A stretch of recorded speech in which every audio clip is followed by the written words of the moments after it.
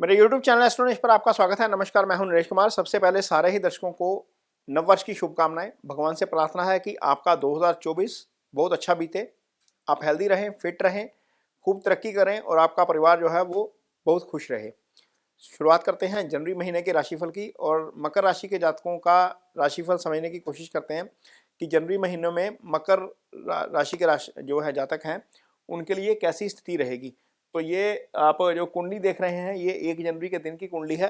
ग्रहों की स्थिति समझते हैं, कौन सा ग्रह शुभ गोचर में है, कौन सा अशुभ गोचर में है और कहाँ पर फायदा हो सकता है, कहाँ पर चीज़ें जो हैं वो थोड़ी सी सावधानी रखने की जरूरत पड़ेगी।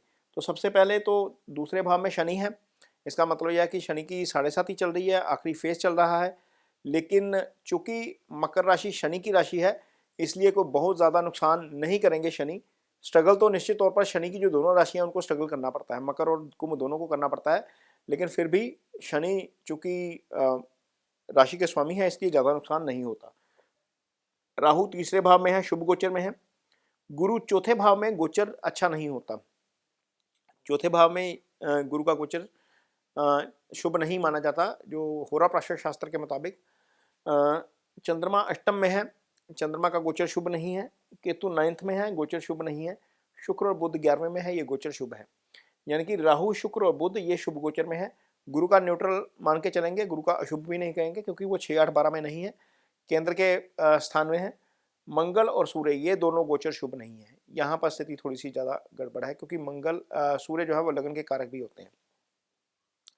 यहाँ पर कर्म की स्थिति देखेंगे, आय की स्थिति देखेंगे। सबसे पहले तो केंद्रीय प्रभाव क्या है, सारी अशुभता के बावजूद केंद्रीय प्रभाव, ये केंद्र होता है कुंडली का, ये प्रभाव क्या है, पॉजिटिव।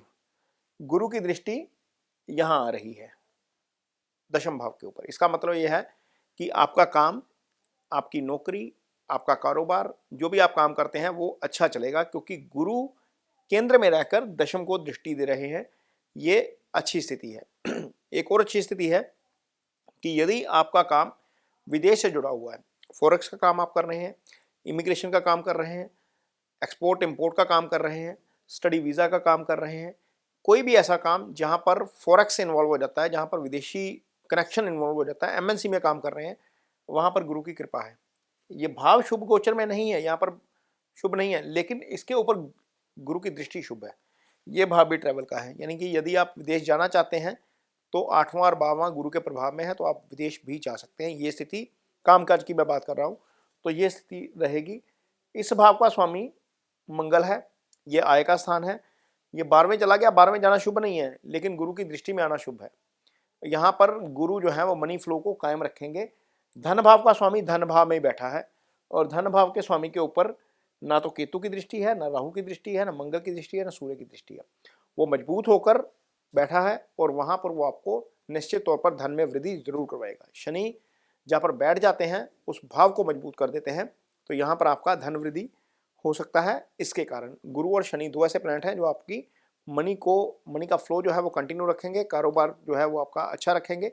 हाँ, जिन लोगों को पहली जॉब करनी है, पहली जॉब के लिए अप्लाई करना है, वो पहली जॉब के लिए अप्लाई भी कर सकते हैं। कारण यह है कि शनि जो है यहाँ पर दूसरे भाव में है।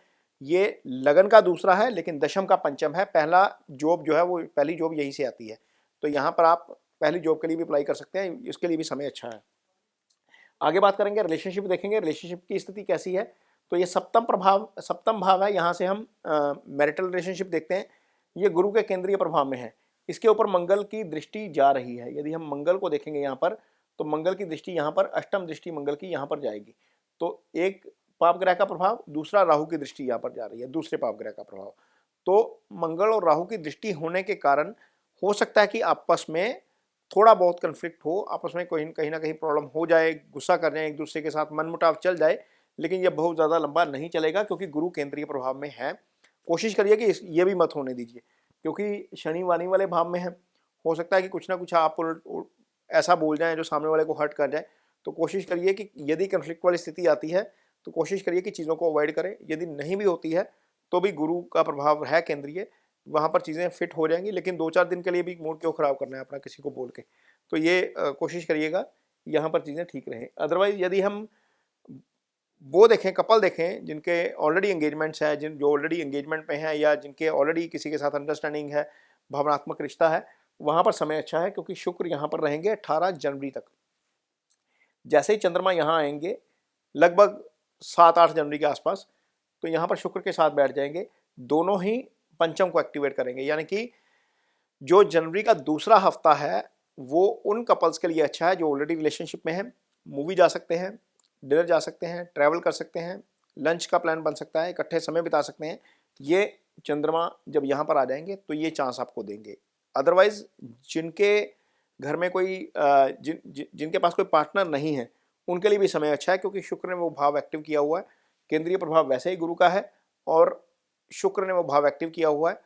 और भाव एक्टिव होने का मतलब यह है कि यदि आपके मन में किसी के प्रति भावनाएं हैं आप उसको एक्सप्रेस कर सकते हैं।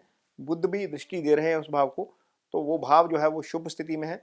उसके ऊपर शनि भी नहीं देख पा रहे, मंगल भी नहीं देख पा रहे, मैं देखता हूँ तो केतु की दृष्टि एक जरूर पड़ रही है, लेकिन बहुत ज़्यादा नेगेटिव नहीं है, पॉजिटिविटी ज़्यादा है। तो कोशिश करिए जिसके साथ आपकी भावनाएं जुड़ी हैं वहाँ पर अपनी बात रखने का प्रयास करेंगे तो सफलता मिल सकती है।